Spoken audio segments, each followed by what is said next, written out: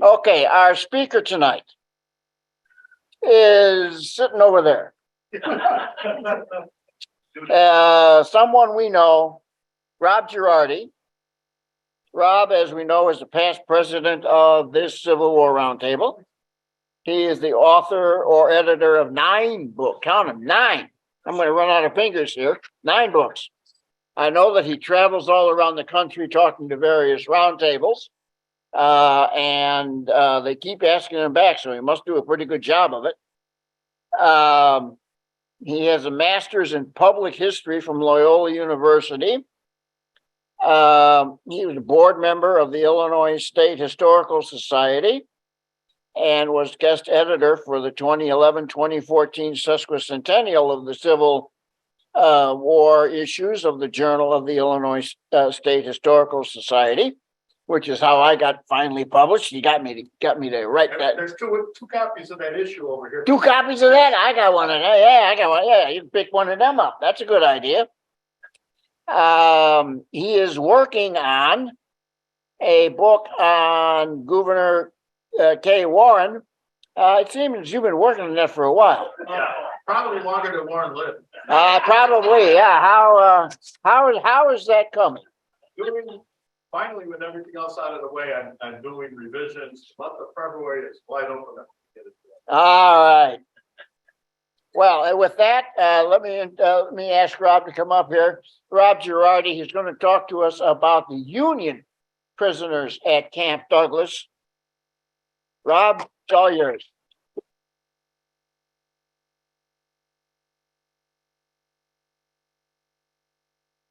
Thank you. I'm not sure if it's by design or ill fortune, but today is Friday the 13th and your luck just ran out. For about the next hour, you got to listen to me ramble about the Union POWs at Camp Douglas. Now, anybody in this room not heard of Camp Douglas? Okay, it's probably the single most important and significant Civil War site in Illinois that doesn't exist anymore. An estimated 40,000 Union volunteers got their basic training or enlisted in Camp Douglas before departing to go elsewhere. Beginning early in 1862, in February, the camp took on a new role. It became a de facto prisoner of war camp, never meant to be one, but after a guy named U.S. Grant captured 15,000 Wascally rebels at Fort Donelson, they got sent north, and many of them ended up in Chicago and Camp Douglas, others in Camp Butler and Springfield, and others in other places.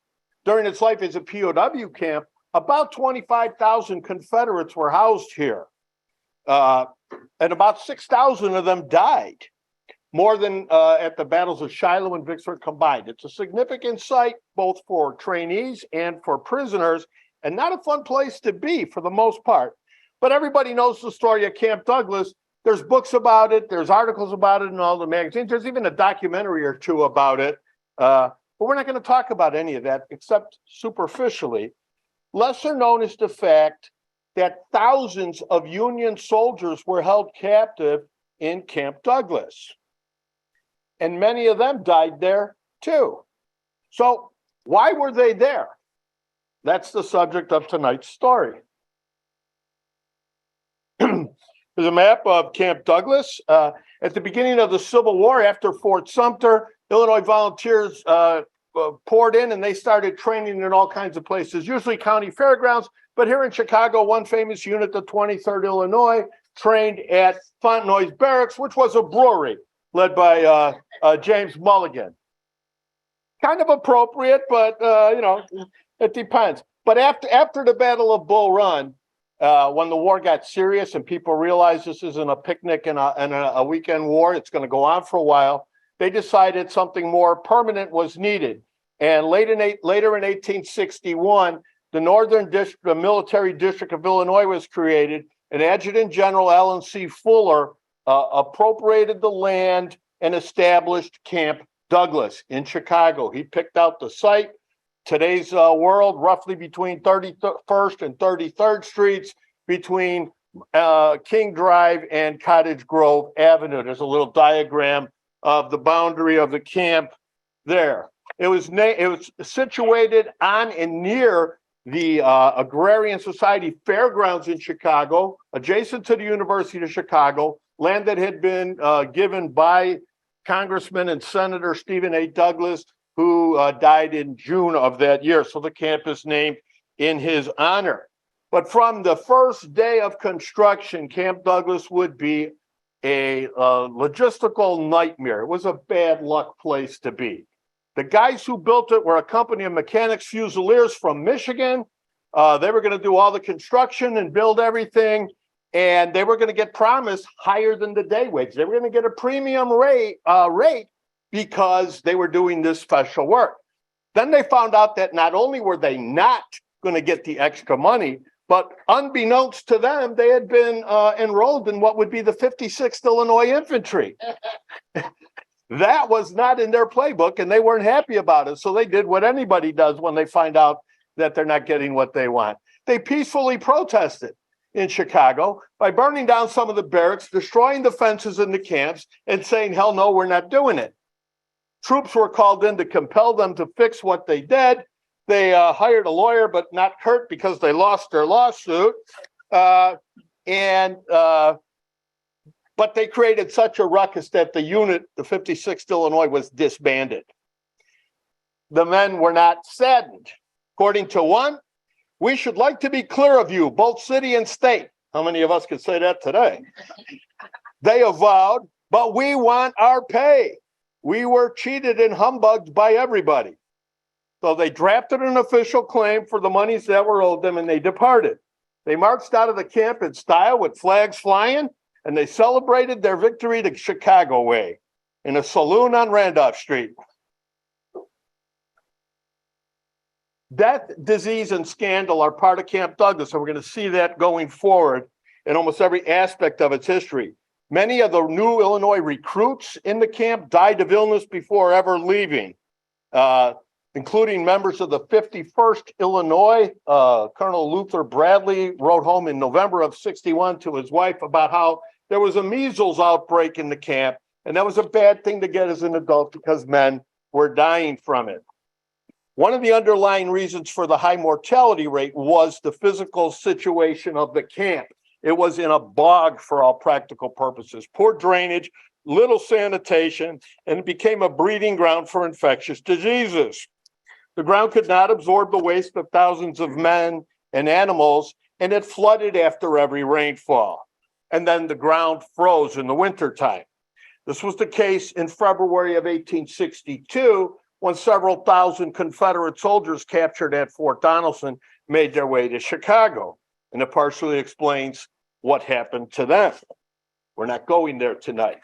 In the summer of 1862, Henry Whitney Bellows, who was president of the United States Sanitary Commission, did a survey of Camp Douglas and wrote a report. And this is what he said. Keep this in mind for later on. Sir, the amount of standing water, unpoliced grounds, of foul sinks, of unventilated and crowded barracks, of general disorder, of soil-reeking miasmatic accretions, of rotten bones and emptying of camp kettles is enough to drive a sanitarian to despair. I hope that no thought will be entertained of mending matters. Of course, officials ignore this. The absolute abandonment of the spot seems to be the only judicious course.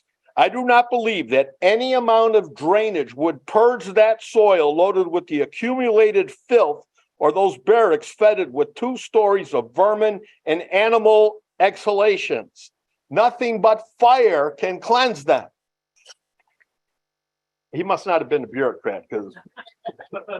So, that's your report. Okay, next, we're going to fill this place up. The Civil War was a war on a scale and magnitude that was unprecedented, or certainly not expected here in the United States. The amount of manpower, logistics, supplies, the number of killed and wounded to be taken care of, and the thousands and thousands of prisoners that would have to be organized, listed, administrated, cared for, discharged, or housed and fed did not occur to anybody on the scale that they should have thought of it. One way to solve the dilemma of prisoners once it became apparent that there were going to be a lot of them, was to figure out what to do with them. And so our friendly administrators in the summer of 1862 decided, well, we can't recognize the Confederacy as existing, but what we can do is talk to them and try to figure out what to do with all these prisoners we're going to get. And so between June and July of 1862, Brigadier General John Dix and Confederate General Daniel Harvey Hill, Stonewall's brother-in-law, by the way, got together and they crafted a prisoner exchange and agreement, the Dix Hill Cartel. They're real creative with the name of this thing, by the way. Under their agreement, captured soldiers could be paroled. I promise I won't fight until you tell me it's okay. Sign your name, your catalog, and then you are turned back over to the administrators on your own side until you're formally exchanged. Now, if you went and fought against that parole and you were captured again, you were subject to a summary execution. But otherwise, you were just at the mercy of your own side, which we'll see wasn't a good thing for the guys we're going to talk about. They created a sliding scale, so a captain was worth so many privates and a general was worth so many. But anybody that was left over after they did all the exchanges, they had to go to a parole camp. And part of the parole was they were not supposed to do any kind of military duties. This created a lot of problems. Now, this takes effect late July 1862. Anybody recognize this place, Mark? That's Harpers Ferry. In September of 1862, when some guy named Robert E. Lee took the Army of Northern Virginia north after the debacle at the Second Battle of Bull Run and invaded Maryland. But a thorn in his side on his flank is this depot and garrison at Harpers Ferry. It's a railroad and canal network, and Lee cannot have that on his flank as he invades Maryland. So we send Stonewall Jackson to reduce the garrison at Harpers Ferry, which is commanded by Colonel Dixon S. Miles.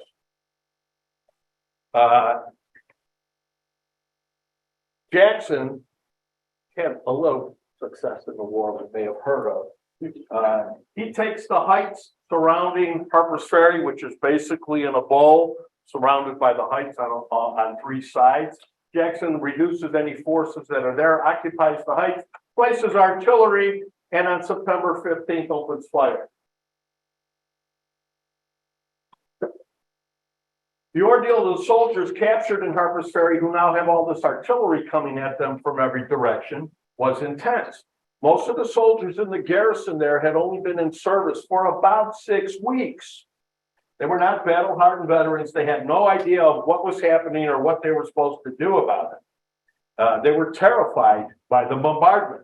One soldier in the 115th New York described it as, quote, the infernal screech owls hissing and singing, then bursting, plowing great holes in the earth, filling our eyes with dust, and tearing many great trees to atoms.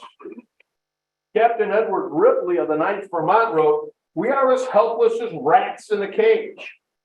Charles E. Smith of the 32nd Ohio wrote, the rebels were all around us and our refuge was the open canopy of heaven. Well, Miles held a council of war, and he and the brain trust of his garrison decided the best thing to do is surrender. And so that's what they did. The capture of Harpers Ferry was the largest surrender of United States military forces in history up until 1941 in the Philippines. Colonel Miles surrendered the outpost, giving over to the Confederates 73 cannon, 200 wagons, 1,200 mules, 13,000 small arms, 12,700 prisoners. These were processed and released on parole by Confederate authorities. The men marched to camps where they would be managed by federal forces. One soldier wrote, a murmur of disapprobation ran along the whole line when it became known that we had surrendered. Many of them weren't even aware. Rumors abounded that Miles was drunk or that he was a traitor, and many of the men were ashamed of the commanders and the way that they had been handled. Miles, fortunately for him, probably, had been wounded by an artillery shell fragment, and he died the next day. The other officers all had courts of inquiry. The manner of the surrender created dissent among the men, and the terms of the parole were not fully understood by any of them, because this is really the first big test of how this cartel is going to work. Confederate General Lawrence O'Brien Branch didn't do the prisoners any favors when he told them that under the terms of parole, they were exempt from any kind of military duty, whatever.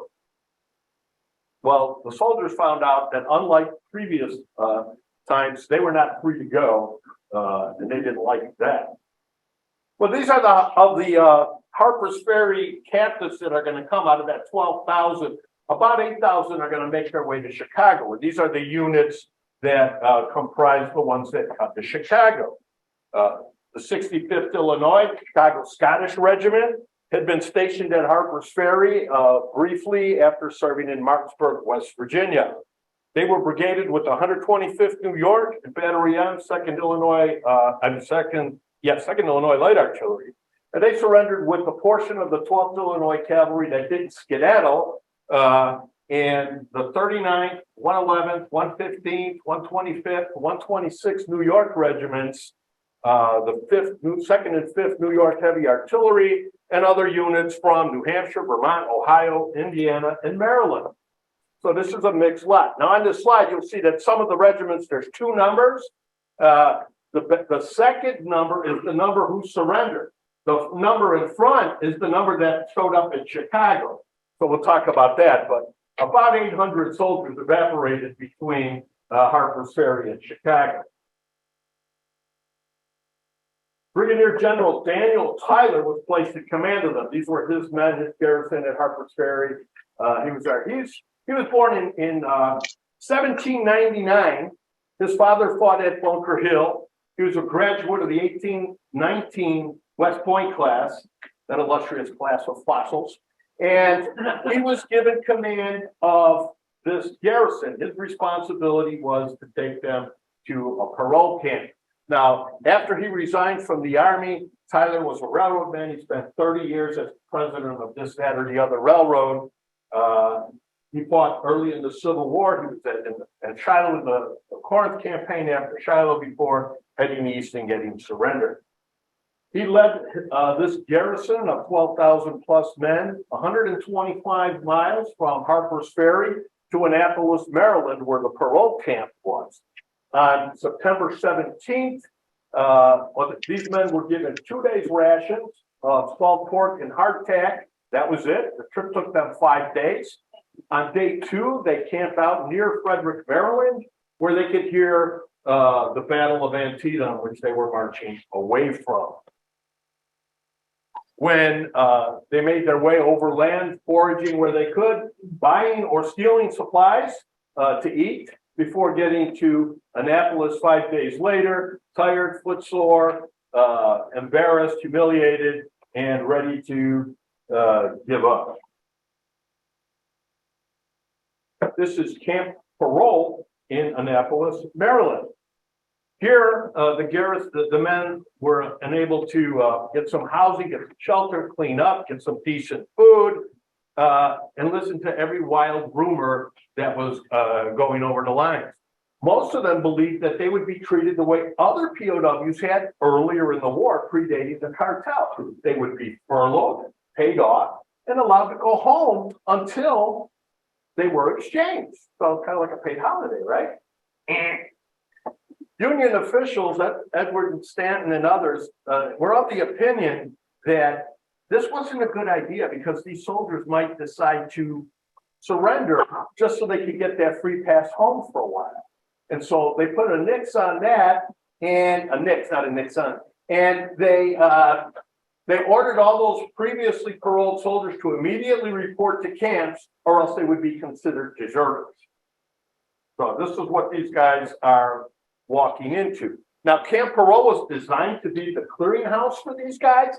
A couple of problems. What's going on in the summer of 1862? Anything? Well, Union forces surrender at Munfordville.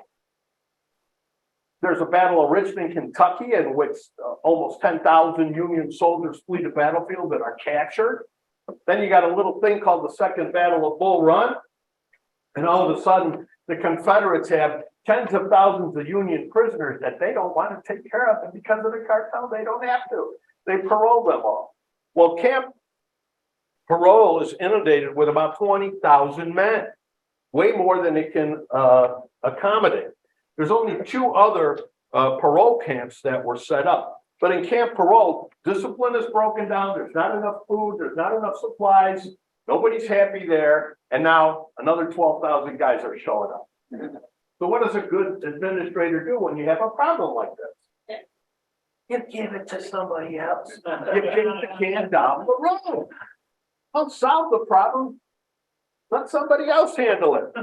Colonel William Hoffman, the Union Commissary of Prisoners, reported that at Camp Parole, the result of this inundation of prisoners and inability to administer them was unavoidable because, quote, before adequate provisions had been made for them, they were sent. So they got to go somewhere else. Well, there's 2 somewhere else's they can go. Camp Chase in Columbus, Ohio is one. But they rule that out as a destination for several reasons. The official reason, of course, not the right one, but the official reason is because it's off the route of the railroad that's going to be taking these guys. According to Adjutant General of the Union Army, Lorenzo Thomas, that was the reason. But the real reason was the same as at Camp Parole. There were Union recruits at Camp Chase, and they were already full of Confederate prisoners. There was nowhere to put these guys. And the ones from the West that were getting sent there from the Kentucky and Tennessee battles were not allowed to be barracks because they were full of rebels.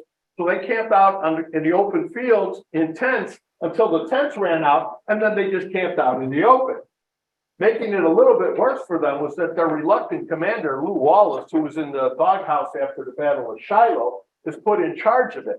And he's writing, what do you expect me to do? For all the reasons I just elaborated upon. The fact that most of the prisoners there, the Union guys, hadn't been paid in months, he wrote, led them to be clamorous and mutinous. No surprise there. He wrote later of his experience trying to administer Camp Morton as intended with malice of forethought to put me to shame. He thought he got a thankless job, and that's kind of the way he treated it. So Camp Chase is out, or Camp Morton, I'm sorry, Camp Chase. Jefferson Barracks in Missouri is the 3rd place. Well, that's a little far to go. And again, there's recruits coming in there too. And there's also some Western troops that had been captured near Murfreesboro, Tennessee, among them the 3rd Minnesota Infantry. And they were quickly, they were paroled, but they quickly were sent elsewhere. Guess where that might be? They went to Minnesota for the Sioux Uprising in 1862. Some of the Indians there got a little upset about dealing with the bureaucrats in Washington. Heard Jan talk about that a couple of weeks ago. Well, Abraham Lincoln was all out for sending these guys west. He felt, especially at Camp Parole, for every regiment that we send out of Camp Parole, one of the regiments that's there guarding them can go to the front and actually fight the war. So he directed Edwin Stanton, quote, arm them and send them away just as fast as the railroads can carry them. Enter the bureaucrats. Here is Hoffman, the Commissary of Prisoners, Major General Henry Halleck, the first-rate clerk, and Lorenzo Thomas, the Adjutant General of the Army. Well, Lorenzo Thomas reported that many of the prisoners felt that being interned in the camp was a violation of their parole. They were believing they get the furlough and the pay to go home. When the surrender was made at Harpers Ferry, he wrote, the rebels very industriously circulated among the men the idea that parole was intended for them to get to their homes and that their going to any camp of instruction would be a violation of the parole. The men of the 32nd Ohio declared that they will not pass through that state, but will visit their homes. And that's the reason why the train didn't go to Camp Chase. The real reason. Well, let's start out at Annapolis. The decision, Tyler, regardless of all these problems that are already going on, and they know there's not the resources to take care of these guys, Tyler's given orders to take 8,000 of the Harpers Ferry men to Chicago by rail. First, they march to the docks in Annapolis, and they're crammed into transport ships, according to one soldier, like herring in a box, and they make their way to Baltimore, where they're greeted with cheers and insults by a hostile crowd. Baltimore was not a friendly city to Union soldiers. And they're being hurled at insults, being called cowards. And according to the chaplain of the 115th New York, the insults were enough to make a saint swear. I kind of want to know what that was. Not that I could be confused with a saint, but see, this is Baltimore, one of the rail stations. In Baltimore, they're crowded into cattle cars, unclean cattle cars that have just done recent service and hadn't been washed for the journey west.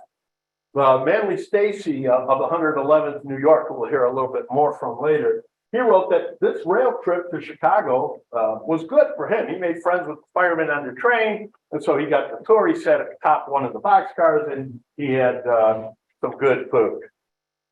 For the others, and this is not the actual route, this is a B&O railroad map. You can see on the east side there at Baltimore, where they're starting. They make their way west, and would stop. Ultimately, they'll be stopping at Harrisburg, Pittsburgh, and Fort Wayne. Despite being fed by citizens along the way, because these guys are not being in the rail car, there's no food, there's no water, there's no latrines, and the cars haven't been cleaned.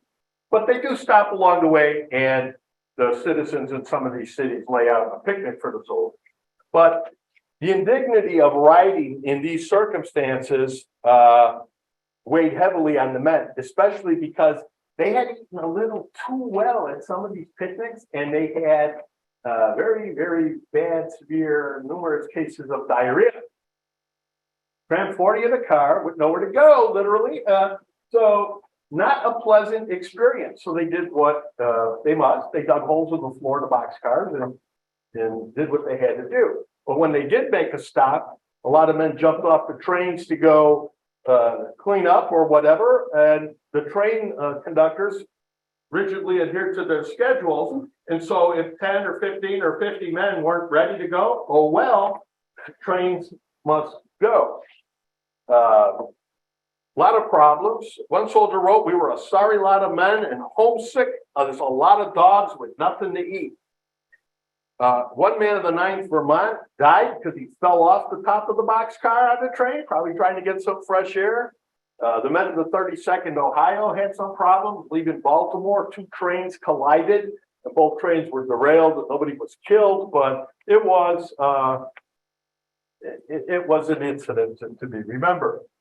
A soldier in the 60th Ohio was of the opinion that they were being shipped to Chicago, quote, to give some railroad company a fat job for transporting us, and perhaps some provision contractor a fat job for furnishing rations.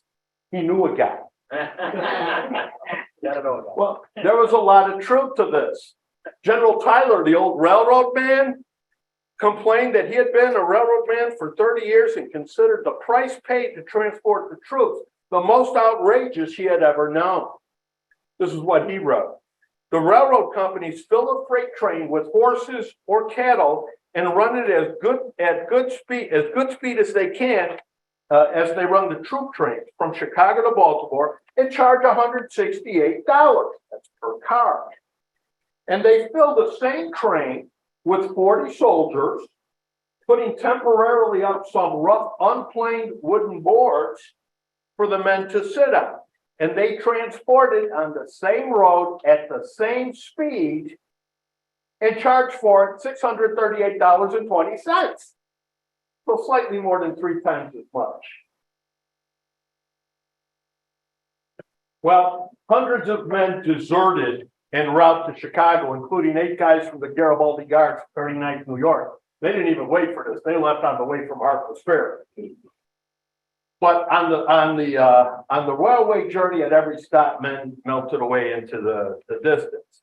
They complained bitterly about the officers who surrendered, so they're in a bad frame of mind. They're unpaid. They don't know what happened to them. They feel like they got cheated by their officers. Now they're going past their homes, instead of going to New York and Vermont in Ohio. They're going to Chicago with the rumor that they may be ending up in Minnesota, because many of them believe that was going to be their final destination.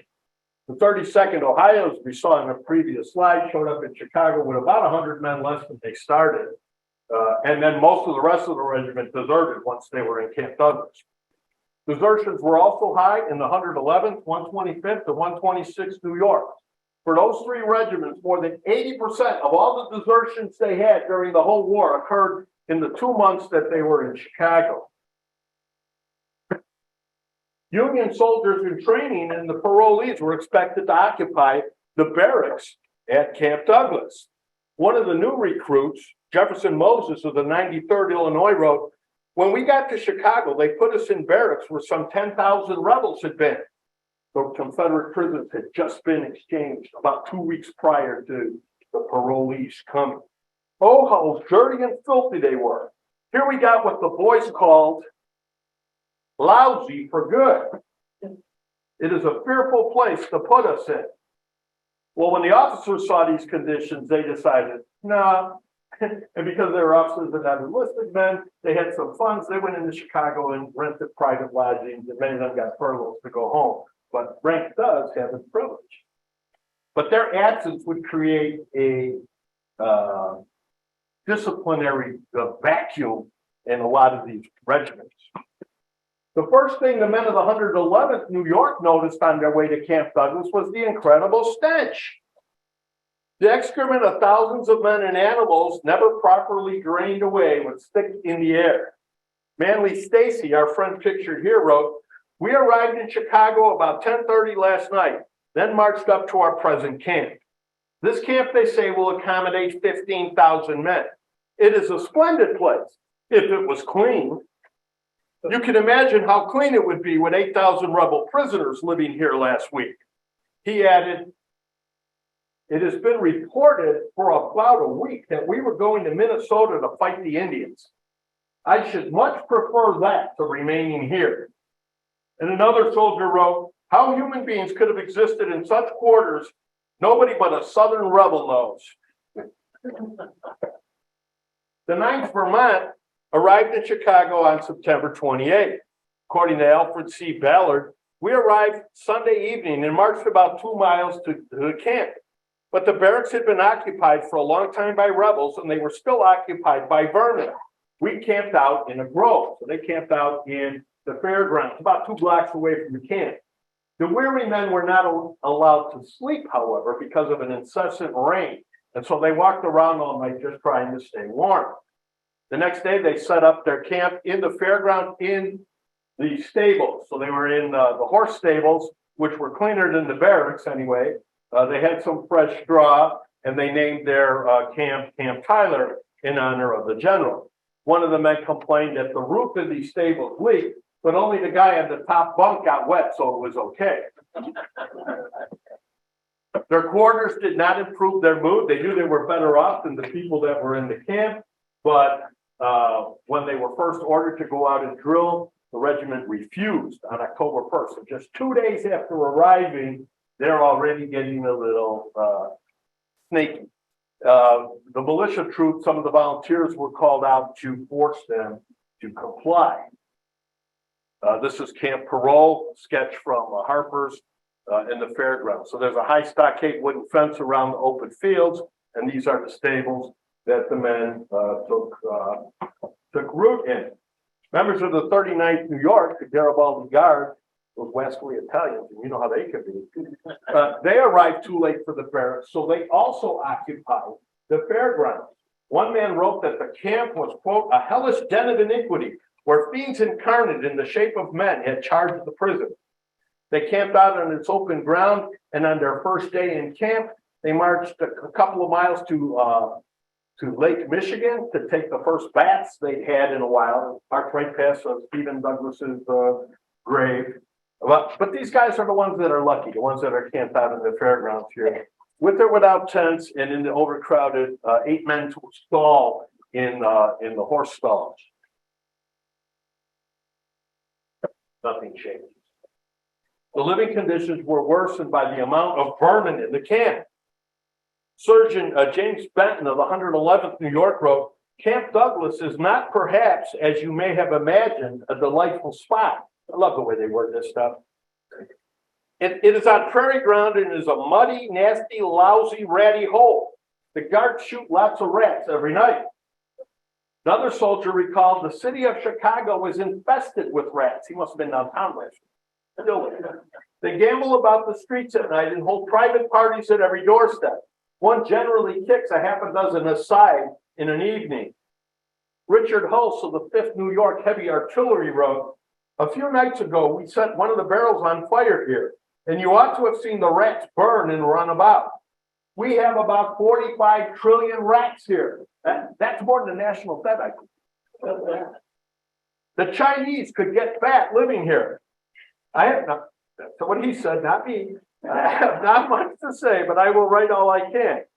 Well, the soldiers declared a war of extermination on the rats, but according to one soldier, the rats disputed possession of the barracks and did not cease while we remained there.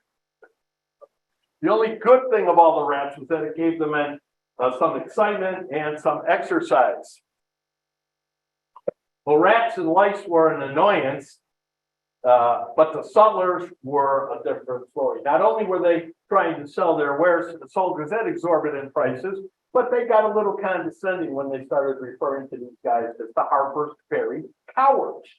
Well, they didn't like being called cowards for some reason.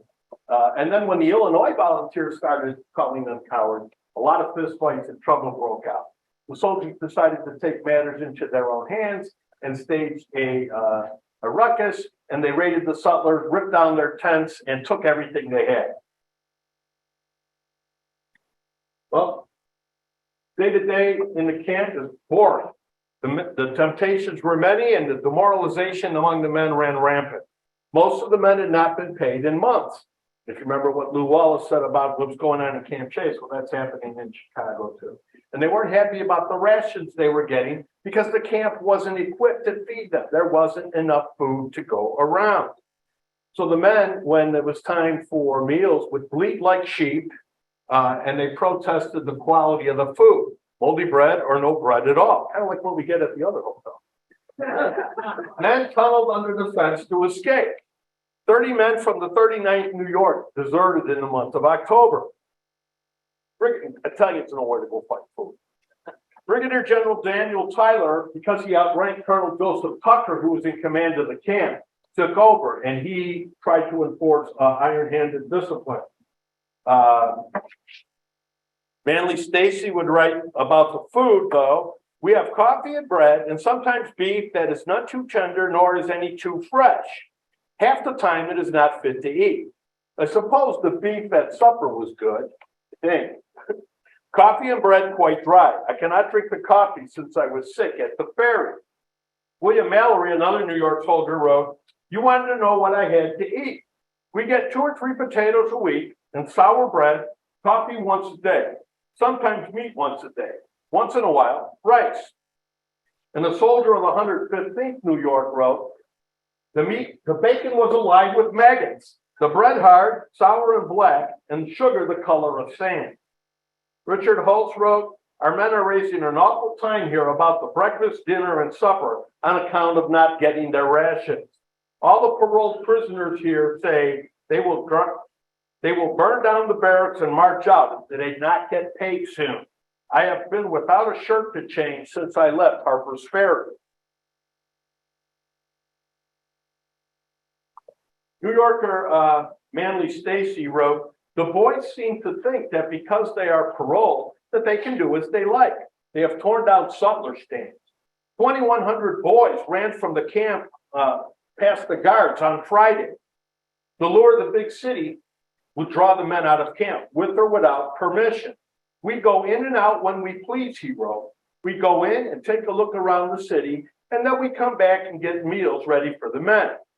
Well, Tyler tried to normalize this by issuing passes and allowing men to go on a rotational basis to clean up the city. And Stacy's one of the guys that actually goes legally. This is what he writes. Chicago is a great deal cleaner than I suppose. Some splendid buildings. We find sutlers things cheaper here than anywhere we have been before. One Vermont soldier wrote that Chicago had the appearance of having been built in a hurry. On the whole, Chicago is a busy place, cannot be otherwise. It is the grand center of Western trade and the largest grain market in the world. Another soldier wrote that Chicago was a living place. Its market in fruit and vegetables surpasses anything I ever dreamed of. Apples, pears, peaches, and grapes. Our fruit vendor had the audacity to ask me 25 cents for a single pear. And if I had been paid off, I might have bought it for the purpose of aiming it at his head. In addition to the passes, the men were allowed to go into the city and work, where they could get as much as $1 to $2.50 a day. Now, these are guys who aren't getting the $13 a month that they're supposed to be getting. But the problem with that, a soldier wrote, was they work for about a week, then come in drunk and make a fuss. Well, imagine that. Men who had money frequented the many saloons where they were provided with food, all you could eat, as long as you paid for your whiskey and beer. When they ran out of money and got drunk, they went out in the street and caroused and raised a ruckus. They stole things or they begged food from some of the citizenry. As time passed, the Vermont soldier wrote that the food in camp had at least improved to the point where now the men are gaining weight. And he said they were heavier than they'd ever been before. But the temptations in Chicago were too many. Soldiers left camp to visit the pleasures the city offered. The bar rooms, the gambling houses, the houses of ill repute that you wrote so well about. With or without permission. The evil influences that are around us that have not been here, one that has not been here cannot imagine their extent, a soldier wrote. It requires a constant watching and praying to live the life of a Christian. Men tried to fight the inevitable boredom by doing anything they could. They played euchre and old sledge and other card games. Daily routine, according to one soldier, consisted of breakfast at 6 a.m., ball play from 7 to 8, ring wrestle from 9 to 10, pitching quoits from 11 to noon, dinner till 1, jumping and foot racing from 2 to 4, dress parade at 5, and rest till 7 o'clock when the regiment joins in a grand cotillion upon the spacious grounds which continues until 9 o'clock. And in their spare time, they had baseball games and snowball fights. And one soldier wrote, "We are to have a baseball match between our company and Company A that was taking prisoners with us. They're making great preparations about it. Anything nowadays to pass away the time, even to play baseball in Chicago." The demoralization led to numerous escapes, attempts, and damage to the buildings and fences around the camp. In one instance, 150 men from the 32nd Ohio broke out of camp and were found carousing in the city. Every night, dozens of men left camp and they were hunted down and forced back. They engaged in riotous behavior and had to be forcibly returned to camp. Now, the Camp Douglas guards were ineffective or not interested in doing it, and so more often than not, the Chicago Police Department was engaged in rounding up these miscreants and bringing them back to camp. Initially, the weather in Chicago in that October was good, but it's Chicago in October, so who knows what that means. Well, they found out. And the conditions, the sanitary conditions in the camp, the bad water, the bad ground, the unhealthy living circumstances, men started getting sick. Early in October, the first man of the 9th Vermont died. A soldier in the 111th New York reported on October 8th, "Yesterday, one of our boys died in the hospital. He died of intermittent fever. Tom Hooker has been pretty sick with a very bad diarrhea." He wrote that the men who were getting so sick that they couldn't function were being discharged for disability and sent home.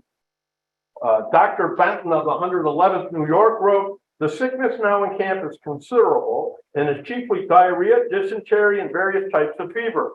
Good deal of ague here. Camp Douglas is good, dry weather. Camp Douglas in good, dry weather is a splendid camp, and in wet weather is a nasty, muddy, sickly hole. It is on prairie soil and is as level as a floor and is a sandy loam." Smallpox broke out, and many men became afflicted with that. Manly Stacy had little regard for the doctors after he saw his friends die. And so he wrote, "So goes another of our boys through the neglect and carelessness of the doctors. May I be spared from ever having to go to the hospital."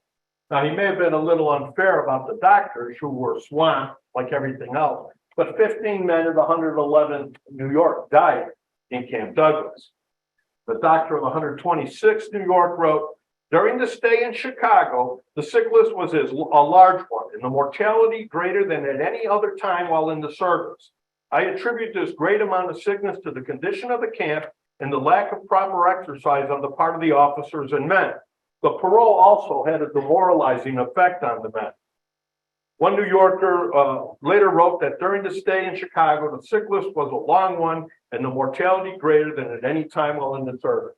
And during that time, as many as between 240 and 300 of these men died while they were held in Camp Douglas. Tyler had a problem with the parolees, and he anticipated more problems when he was ordered to send the officers that were in the camp to Washington to partake in these courts of inquiry for the surrender. This is what he writes. "The fact is, these Harpers Ferry men are perfectly disorganized, and as you have already taken from us the heads of every regiment, I can do nothing today. The Garibaldi Guard and Colonel Willard's regiment refuse to do every duty. And after a plain talk, I have given them until tomorrow for reflection, when I shall do all I can to stop the spirit of insubordination. And I have only parts of 2 Illinois 3-month regiment whose term of service has already expired, armed and capable of rendering any assistance. And these regiments are far from being reliable. Colonel Standard's 9th Vermont, unarmed, is the only reliable regiment here." Now, word about those, just to interject, those 2 Illinois regiments, the 67th and 69th New York, Illinois, raised in Camp Douglas, primarily from Confederate prisoners who galvanized. So their service ran out. So they're organized in June, so July, August, September. They're done when these prisoners get here. And these are the guys that are supposed to be enforcing discipline. Not good when the troops in camp are refusing to do anything. General Pope, Tyler continues, General Pope telegraphs to me for a regiment to be sent forward to Minnesota. And I have answered that it is impossible, as the men are unarmed and in a state of sure mutiny. So as soon as I receive an answer to my telegram, I shall comply with your instruction. And in the meantime, I will order the junior officers called for in your dispatches today to proceed without delay to Washington. So he's got chaos and he knows it's going to get worse. And he's right. On October 5th, the Chicago Tribune published the terms of the exchange cartel. Imagine a newspaper printing something that's going to create dissent in the community. Thank God we don't deal with that stuff today. But the men saw this thing for the first time, and they saw the appropriate article, which is on the board here in front of you, that says field, garrison, police guard, or constabulary duties they're exempted from until they're exchanged. Tyler predicted I shall have hard work to keep our men quiet. Well, he was right. Soon the parolees are attacking the fence every night to get into Chicago for the bars and other attractions. The guards are powerless to stop them. The few who were willing to stand duty found their bayonets bent and the barrels of their weapons filled with sand or acorns. Others were physically attacked by the unruly soldiers. On October 19th, William Mallory wrote, "We have never heard the articles of parole until today, and I have but little faith in it. We think it to be bogus. They say that it was a special parole and they intend to drill us again and have us do camp duty. The guards will be the paroled prisoners. They will keep us in camp over the left. They have to keep a fire guard now. I don't think that that will help the matter much." Now this is Parolees Lives Matter protest. The poor camp conditions, sickness, lack of discipline, failure to get paid, boredom led to widespread demoralization and disruptive behavior. The parolees were rude and unruly and made so much noise that it appeared that they were in bedlam. One night, members of the 60th Ohio torched a line of barracks. Several days later, they tore down 800 feet of fence of the high stockade fence. For several days, the fence would be built during the day and tore down again at night. Richard Hulse of the 5th New York Heavy Artillery writes, "The prisoners here are tearing down fences and doing all the damage they can. I had a bad time of it last night. It rained so hard and our barracks are so poor that my blanket was soaked with the wet and all my clothes I had on. We're going to have a bad time of it if we stay here this winter, for this morning it is very cold." According to one man, last night, Sunday, the boys had another row on the ground and tore down over 60 rows of fence around the campground. This is very foolish of them, as it only keeps us in closer confinement. It seemed as if the men at Camp Douglas were determined, though, to destroy the camp by fire. The first major fire broke out in mid-October. The blaze was aided by a strong wind, something that was going to happen about 9 years after this, and destroyed 11 barracks. It would have claimed more had volunteer axemen not worked quickly to tear down structures in the path of the flame. But on October 17th, William Mallory wrote, "We had a considerable of a fire here last night. It burned down 13 barracks. This is the second fire since we came here. There were 4 steam engines, fire trucks, here from the city. They had to come over 3 miles and the fire got a good start before they could get here. I wish it had burned till this time. I think we would not have quite so many rats and lice." 4 nights later, another fire claimed 2 buildings. It was on the night of October 22nd that General Tyler reported that the crisis came. He placed the blame on the 60th Ohio, a unit that was so insubordinate that he placed the entire outfit under arrest. "To my great gratification," Tyler wrote, "our paroled men with arms in their hands stood to duty and the 60th Regiment caved in." Tyler brought in a company of the 16th United States Infantry to stand guard, with which he hoped would help maintain order. "I claim this capitulation covers all the duties, and I mean to enforce them," he concluded. Tyler answered the revolt with stricter discipline and harsh action. In retaliation, the men of the 32nd Ohio refused to perform any duty. Their sister regiment's in jail, and they're not happy about it. "We knew," wrote one of them, "that according to the rules and articles of war, we were not allowed to fight till duly exchanged, and most of us were not willing to go into camp and drill," wrote Charles Smith of the 32nd. "It seemed as though our regiment had become perfectly demoralized and bent on having a general outbreak of inhumanity." Ebenezer Hayes, another Ohioan, wrote that the decision to place the regiment in Chicago instead of letting them go to Ohio was the root cause of all the trouble in the ranks. "Instead of being paid," he wrote, "we were placed in Camp Douglas and strictly guarded. All privileges curtailed, and in every respect, the service at Camp Douglas was much more disagreeable than service at the front." Manly Stacy wrote, "The boys are bound, it seems, to disobey orders in every way possible. At our dress parades, we are ordered to present arms. The boys obeyed it, simply placing the back of the right hand against the front piece of their caps. A great many of the boys protest that they will not drill until exchange. I think there will be trouble when they compel the 111th to drill." A few days later, he wrote, "I think it positive that some of the parole prisoners started the fire. During the night, the boys tore down some new line of fence. About half the guard fence is torn down, and the boys go out and in when they choose, the guard turning their backs when they see the boys coming." He reported that the men were threatening to burn down every single barracks building. Well, when the men of the 39th New York, the Garibaldi Guard, were put on duty, they pulled down the fence and started a fire. They burned their muskets in the fire, and afterwards they drilled with only the musket barrels with bayonets attached.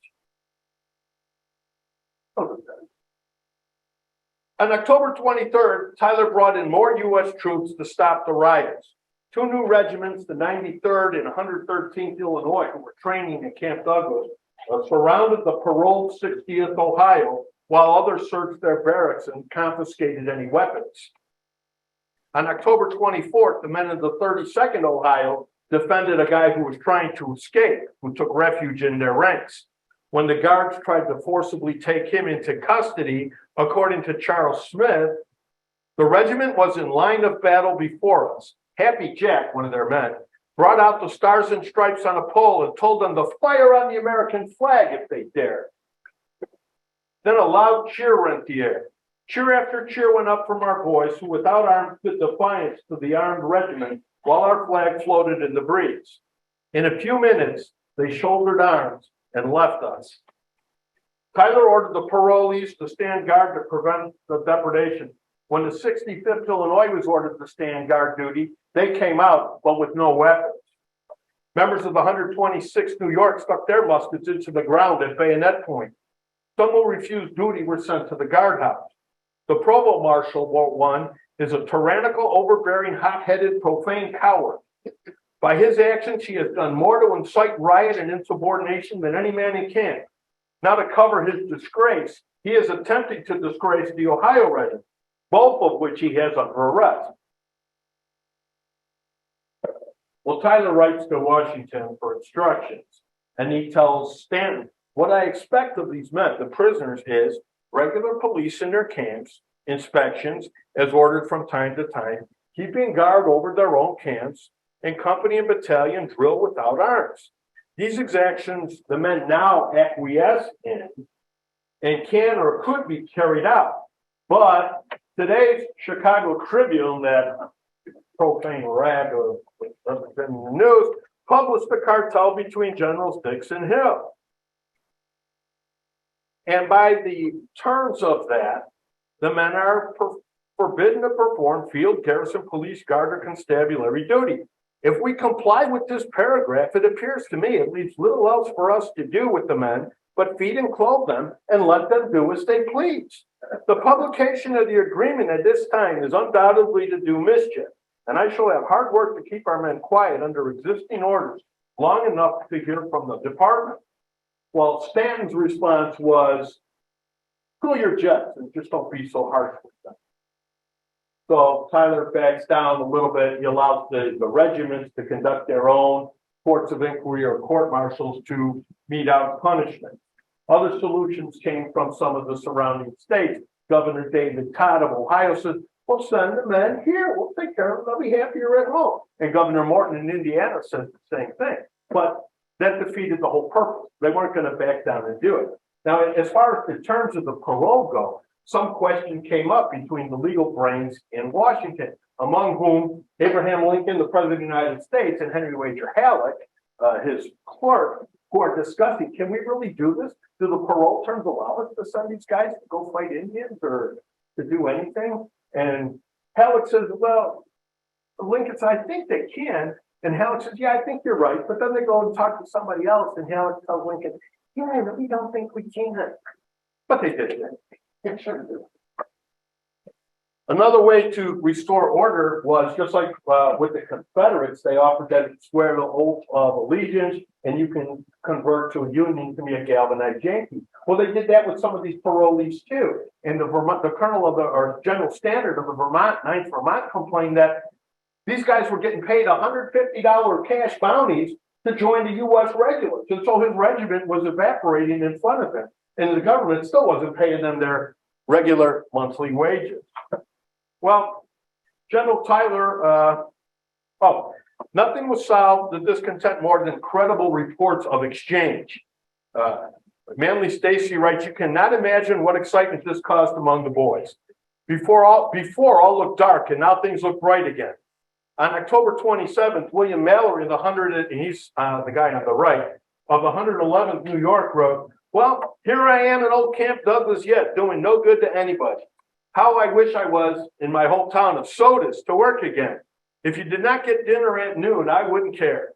I wouldn't care if I got one meal a day, all right, if they would exchange us and let us have another round at the Graybacks. I had rather do that than stay here. And although the exchange took about a month before most of these guys get cleared out, most of the discontent and the rioting stopped with the announcement that it was inevitable that they were going to be exchanged in real time, not sometime. But in the aftermath, the damage these guys did was pretty extreme. One assessment concluded that the cost of the damage in the camp was better than $7,600. And in the parade ground, another $7,900, almost $8,000 at the fairgrounds. Most of the damage was charged to the New York troops. No assessment was made of the loss of material, tools, other supplies that burned up in the fires. Tyler was relieved of command and replaced by Daniel Cameron of Chicago's own Scottish regiment. Cameron had ancestors that fought with Bonnie Prince Charlie, and he raised the 65th Illinois in the summer of 1862 in Camp Douglas.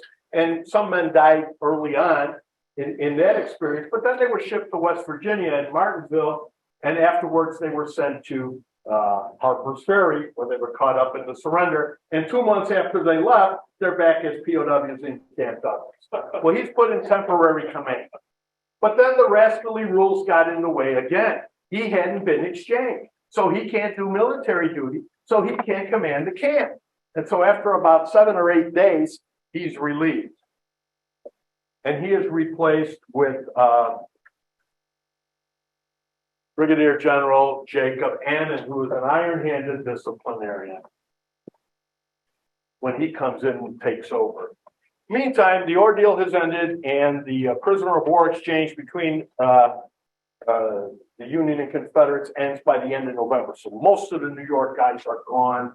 The Ohio guys are gone. But upon leaving, one New Yorker wrote, "Farewell, paradise of mud, city of stairs, rats, and lager beer saloons. Goodbye, shivering fevers, wretched horsestall, and rotten bacon. Farewell." In a parting rebellious act, the men of the 115th burned down their barracks as they left. Now, the animosity that grew up between some of these regiments in camp, when some regiments were forced to guard other regiments, that carried over. And of course, it's the 125th New York and the Garibaldi Guard on the train, where they get into a fist fight. And in Chicago, on the south side of Chicago, what's going to happen? I'm asking you. Somebody gets shot. One of the sergeant and the Garibaldi Guard gets shot by a man in the 125th New York. So nothing ever changes. This is Chicago. But after the New York and Ohio regiments and some of the other outliers were exchanged, only Stannard's 9th Vermont and Cameron's 65th Illinois are left in camp to be guards. Most of those that had been exchanged were sent to the defenses of Washington to be refit and to try to undo the stigma they felt had been placed upon them with the label of Harpers Ferry cowards. A lot of them do good service at Gettysburg. Which regiment is it that shoots into the flank of Pickett's charge? Stannard's guys. Stannard's guys. So they go on to bigger and better things. Daniel Cameron and the 65th Illinois are in Camp Douglas because guess what happens in December of 1862? Yeah, he does. He does, in the form of about another 6,000 or 8,000 Confederate prisoners captured at the Battle of Stones River. And that's why the 9th and the 65th are held over as guards. And the guys in the 9th believe that because their commanders are Democrats, that they don't get the same treatment the New Yorkers got. And so they're held back until the end of March. Cameron's guys leave in April. They go back to West Virginia, and they'll be with Mulligan in the 64 campaign there. Lieutenant E.B. Sherman of the 9th wrote, "All the New York regiments have been exchanged and put into the field, and we, an older regiment, left behind. Well, we do not feel grateful for the compliment, but we can live through it. But if we stay here this winter, our regiment will be nearly worthless in the spring." And by the time the 9th left Chicago, 33 members of the regiment had died in Camp Douglas. One man wrote, "I am not 1/10 the soldier I was getting to be when I came here. I am unfit to travel. My hands are nearer white than ever before. I couldn't march 10 miles without bunging up, and I'm getting to be very lazy. I am sadly demoralized." Well, that ended the saga of the guys at Camp Douglas. After this, the camp continued on in both of its capacities, and when the war ended, it shut down, it was dismantled, and today there's nothing left of it except this state historical marker, which this roundtable helped place, in which some of us were present and I got dedicated a few years ago. There's nothing left. everybody knows the story of the mortality rate among the Confederate prisoners. About 6,000 of them died, and they're buried in a mass grave in concentric circles around this monument, the Confederate Mound, as it's known. The monument was dedicated in 1895. But what about the Union POWs who died while they were in Camp Douglas? Some people here are aware of it because they saw me when I was taking this picture. Well, I had to wait for them to get out of the way, but what happened to them? Life in Camp Douglas was harsh for everybody that was there. There's a number of Union soldiers buried with the Confederates on the Confederate Mound. But here, just inside the gates of Rose Hill Cemetery off of I think of a name of the street now.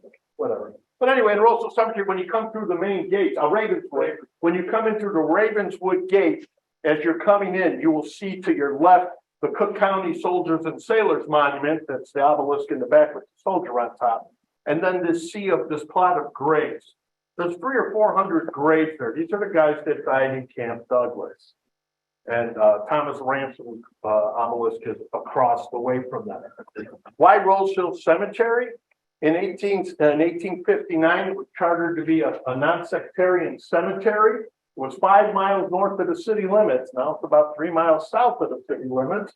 But in February of 1859, it was established. In 1862, the administration of the cemetery decided that they were going to set aside a portion of ground specifically for Civil War soldiers who died in Chicago. And that's whether it's these guys from Camp Douglas or the ones who are dying in the training camp before they ever leave, or the wounded soldiers like General Edward Kirk, who gets wounded at Stones River and dies in Chicago, whose grave is here in Rose Hill Cemetery. So this is the fate of the Harpers Ferry men who were held as POWs in Chicago. And just about a year and a half ago, many of these stones were replaced by the Sons of Union veterans. And this is their story. This is where they are today. Thank you.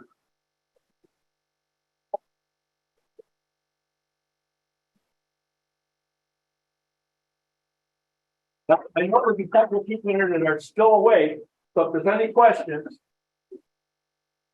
And yeah, right. So Rob, at the same time that you're describing everything we just talked, were the Confederate prisoners that were captured at Donelson, are they, you mentioned at the beginning, were they gone? They're gone. They cleared out about 2 weeks before these guys showed up, except for about 165 who were still in the hospital.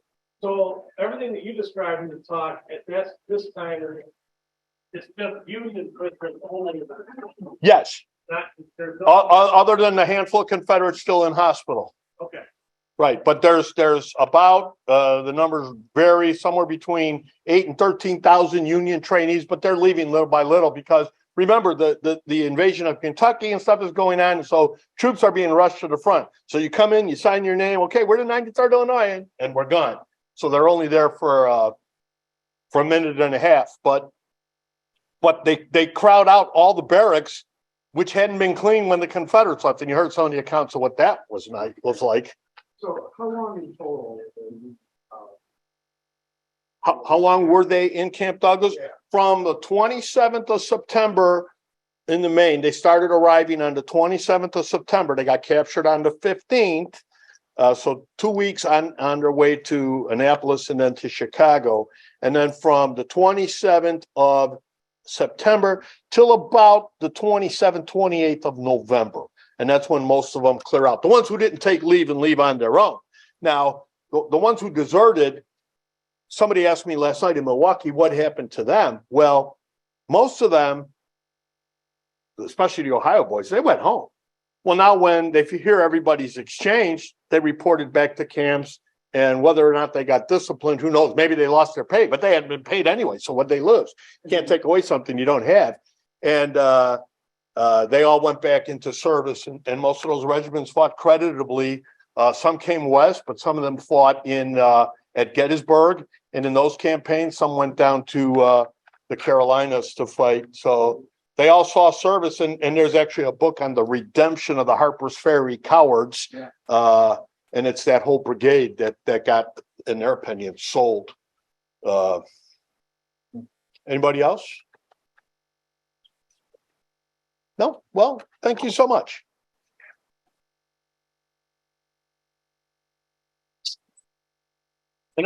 I do have a couple of books over here if anybody